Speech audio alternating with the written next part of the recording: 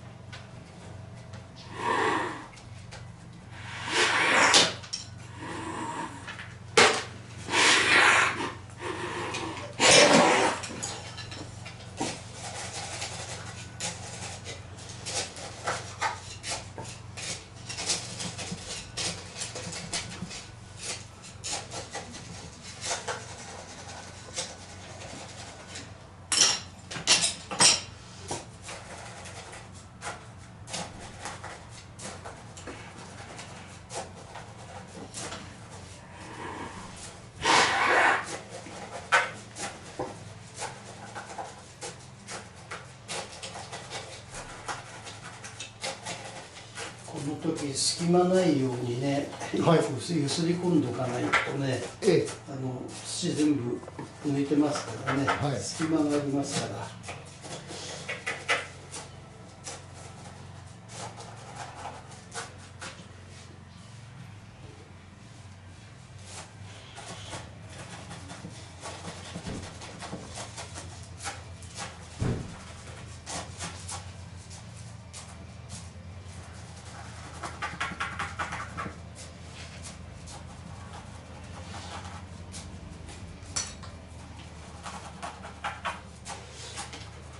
ゆすり込むと結構入ってるんですよね。入るんですよ。これこうやってつっついてても入りませんからね。はい、ゆすり込まないと。はい。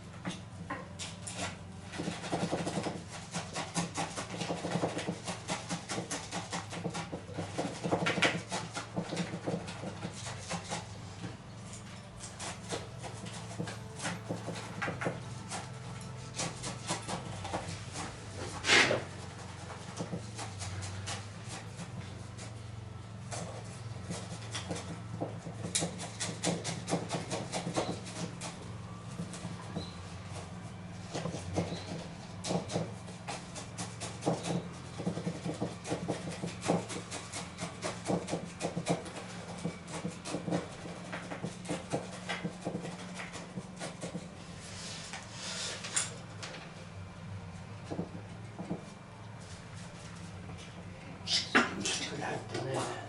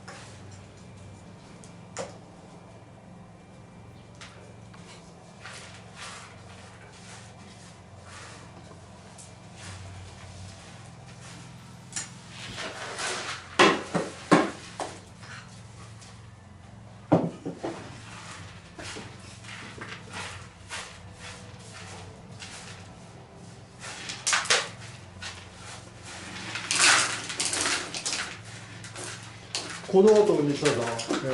植え替え後の置き場というのは置き場はですね、炎天下へ置きますね、日陰は入れないです。日陰に入れるとどうしても根の動きが鈍くなりますね、温度が上がらなくて、だからやっぱり基本的には炎天下を置くっていうのが基本でしょうね。そのまま外へ。そうです、このまま外でね、炎天下を置くようにします。よくね、日陰を置かれる方もいるようですがね、うちではお客さんになるべく日陰は入れないでください、日向へ出してください。例えば夏の7月に五葉松なんか植え替えることもありますけども、その時もやはり植え替えしたものは炎天下に出してくださいってお願いするんですけどね、基本的にはそれが一番いいと思ってますから。炎天下で焼けちゃうんじゃないかなんて心配はないですから、大丈夫ですから。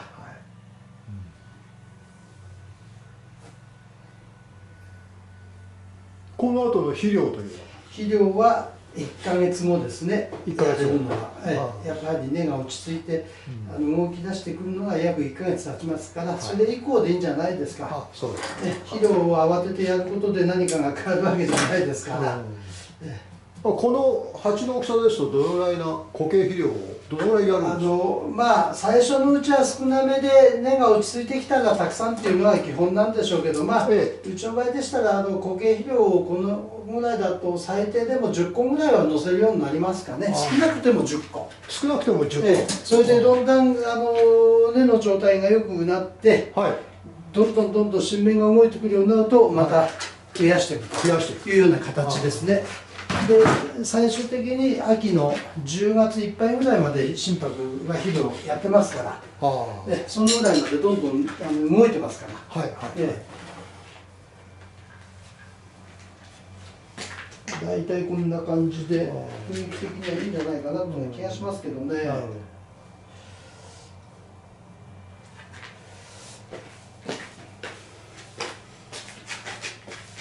どうでしょう。面白いですね。まあこれで今度よくお客さんにも言うんですが、これから心拍どんどん動いてくるんですが、心拍が一番活発に動くのは8月のお盆頃からなんです。その頃でしたら心拍の葉がどんどん動き出して葉組が秋には本当に良くなります。それで葉がきれいに上へ立ってきれいに揃いますから、そしたらこの下へ向いてる葉っぱを取ってあげると、この下がきれいに見えて葉組ができたところの芽を摘んであげることによってこうふっさりした雰囲気が出てくるんですよね。だからこれからお盆過ぎ頃がすごく心拍ができてきますから、気をつけてその辺見てていただければ実感できるかと思いますけれどね。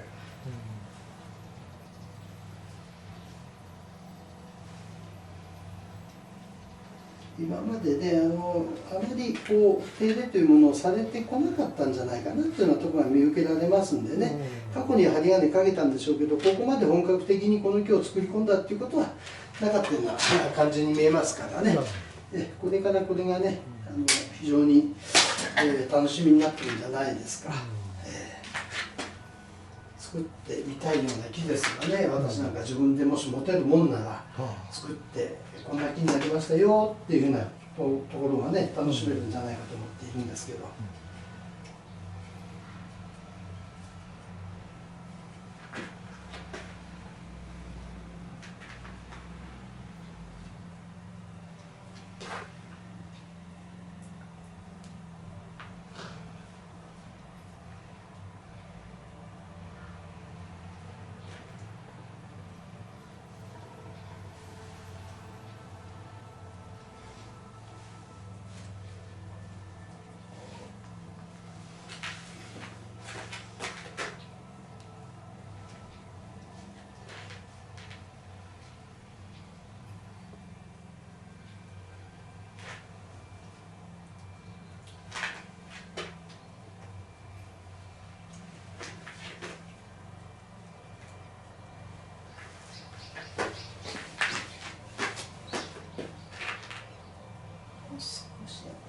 過ぎだな。葉組がきれいに揃うのがお盆過ぎですね、やっぱりね。その頃にはきれいに仕上がってしまいますから。まあそこまで作り込むのも楽しみの一つでね。もうできちゃったっていう方もよくいますけどね、まあよくお客さん言いますよね、贅沢な悩みだねなんていう方いますけども、いろんなことを覚えてしまうとね、作り方を覚えてしまうと出来上がりが早いんですよね。そうすると今度は早くできちゃったことで満足しなくなっちゃうんですね。もっと遊びたかったのにみたいな。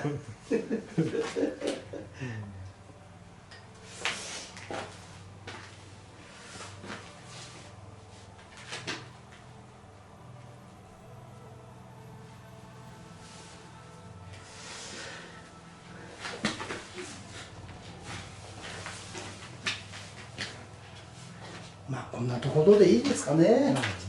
でこのね支えは今年の後半になれば取れると思います。根がしっかりすればもう、取っても傾くようなことないですから。これこっちから無理やり止めることもできるんですけどね、まあ、そこまでしなくもこうやっておけば十分支えていくことができますから。であとね、これ養分剤白く塗れば綺麗なんですがね、あえて今回塗らなかったんですよ。原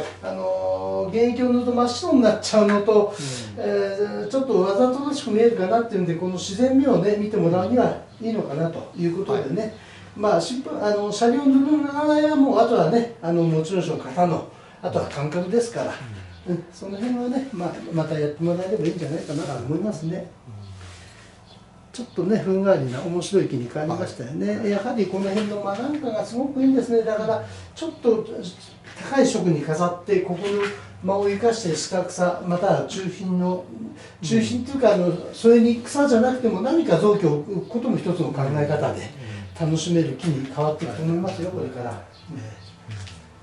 まあ、糸魚川心拍としては面白いんじゃないですかね。この後のその水やりというのは、はい、水やりはこれからは毎日朝夕2回たっぷり鉢の底から抜けるまでやっていただくということが基本ですね。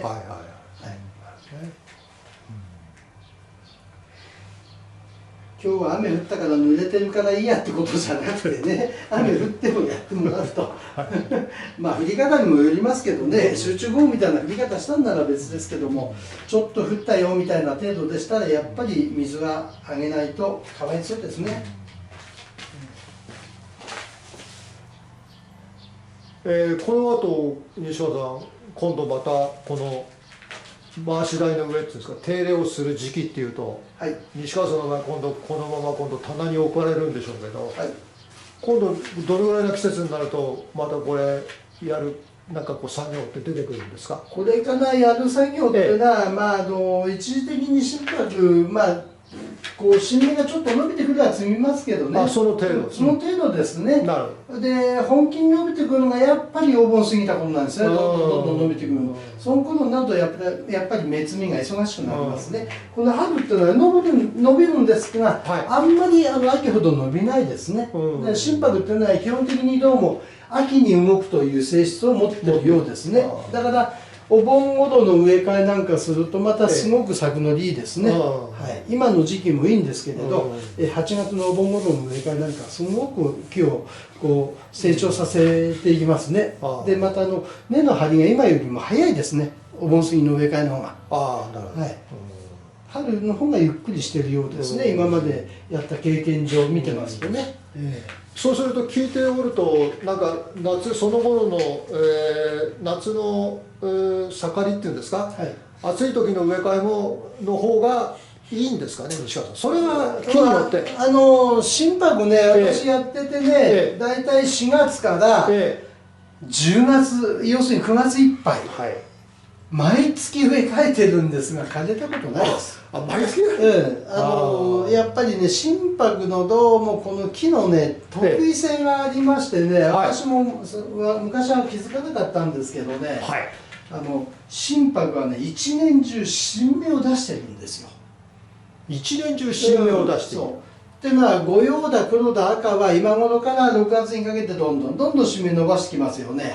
この心拍の場合一年中こんな急に伸びないだけで出してるんですよ。だから植え替えをしても根を出してくるんですよ。そういうふうに私は考えたんです。だから毎月植え替えてても枯れなかったんです。それでその8月になると伸び方がやっぱり一気に強くなるんですよね。だから8月の植え替えがいいっていうのはやっぱり伸びる分だけ根もドッと動くんですね。だからそれだからいいんですけども、一年中真冬を除いて4月から9月いっぱい毎月植え替えてても枯れたことはないです。だからお客さんので木の状態が悪い、また土が悪いというのがもっとこれると即植え替えちゃいますから、夏であってもこれから6、7、8、9この間いつでも植え替えちゃいます。その時も日陰はいりません。乾燥日向へ出してね。あとは葉水とかそういうものでいろいろ対処するとかいろいろありますけどね、それは木によって葉水を与えた方がいい木にやらなくてもいい木にいろいろありますしね。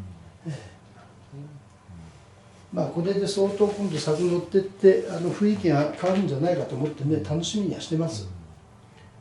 これで今度針金のこの癖というんですか、こういう針金前回かけていただきましたけども、これが落ち着いて今度針金外す時期っていうのはこれ1年ぐらいこのままですか？1年つったのも癖ついちゃうと思いますけどね。1年で大体癖ついちゃうんですか？つきます。それであと目摘みをしてるとねいいと思うんですけどね、多少いろいろ乱れは出るでしょうけれども、その辺はあとハサミでちょっと調整してあげるとかいろんなところでまとまりができてくるんじゃないかなと思います。やはりねこれ土によって葉の出来具合変わってきてます。だから今入ってた土ですとどうしても葉が荒れるんですね、どうも。でこれで植え替えると葉が締まってくるんですよ、意外と。こう長くてちょっと荒れてたような葉っぱが締まってきて落ち着いた葉に変わってきますから、やはりこの土の問題ってのは随分ありますね、植物にはね。だから合わないものを使うとどうしても葉が荒れたりとかよじれたりとかってことにつながる。これは赤でも御用でも黒でもね、やっぱり合わないものを使うとちょっとねまずいですけども、心拍なんかもやっぱり同じこと言えますね。だから基本的にやっぱり桐生綱を使うってことはやっぱりちょっと、よろしくないっていうか、枯れはしないんですけれども枝枯れをポツンポツンと起こしますね。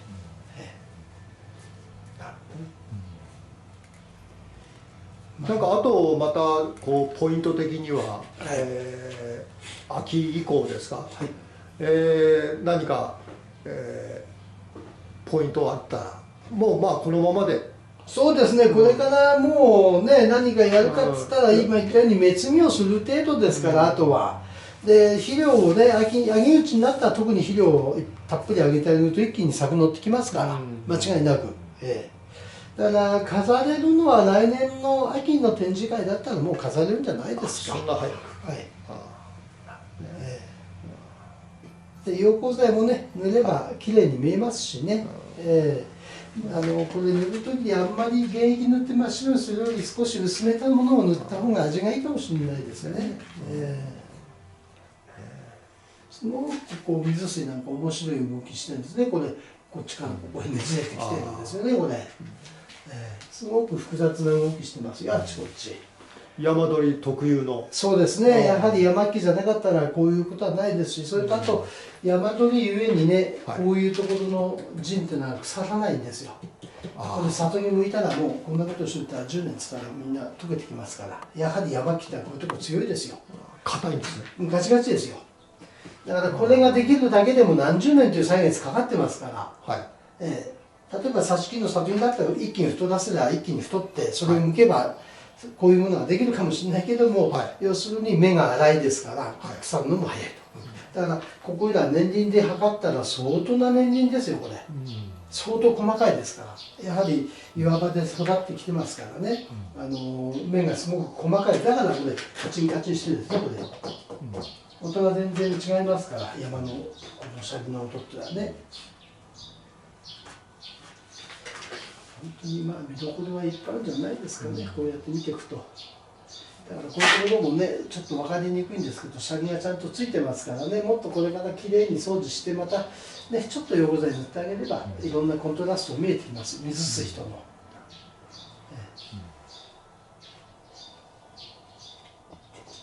探しに行ってもなかなかもうないですからね。山から出てるもんじゃないですから、もうすでにね。過去にあったものをこうやって直して楽しむということじゃないですか。きっと前の動画でも話したと思うんですけど、この辺の枝っていうのはおそらくここ10年ぐらいに枯れてるんですよね、これね。生きてたはずなんですよ。それが枯れたのはここ10年ぐらいの間じゃないかなっていうような気がしますね。今ここに生きてるものがあったとしても取りますけどね。だからやはり自然界で生きたりまたは盆栽として鉢入れていてもこういうふうに枯れる場合があります。でも枯れたからダメなんじゃなくて、枯れたら次はどんな策を練ってこの木を良くしていけばいいかなって発想しながら楽しんでいくのが盆栽なんです。だからやはりよくお客さんに言うのは、持ち主が変わると盆栽良くなるんですそれに尽きちゃうんですよ。持ち主の方はね枯れたことを切ながるんですよ、間違いなく。でもその枯れたものを手に入れた人はそこがスタートなんですよ。そしたらその方の方がまた楽しめるんですよね。別にそれがあってもなくてもここから作っていけばいいじゃんっていうのは、そういう発想のもとにいけるから持ち主が変わると盆栽変わってくるんです。そうやって長い間今までそういうことで盆栽を受け継がれてこられたんじゃないかと思いますよ。生き物ですから何かありますから、そこはそれでね受け入れてやっていくのが盆栽の生き方考え方だと思いますけどね。その時その時のまた表情が変わっていくっていうのも楽しみね。それが生き物の証じゃないですか、盆栽という。これで仕上がったからこのまま変化しませんよじゃなくて、変化するから楽しめるんですよね。でもそれだけに手も加えなくちゃいけないし、水もやらなくちゃいけない、いろんなことはこれはやらなくちゃいけない。でもそれは当たり前なこととしてやらないといけないんでね、頼まれてできるもんじゃないですよ。やはり好きじゃなければ盆栽ってものはね、生き物相手ですから。でもここまでできてきたら今までのような感じはしないと思いますよ。楽しんでもらえると思います。はい。またね、何年かしたらご紹介できればと、そうですね。またね、そんな時期が来たら紹介してみたいと思います。ありがとうございました。はい、どうもありがとうございました。失礼いたします。失礼します。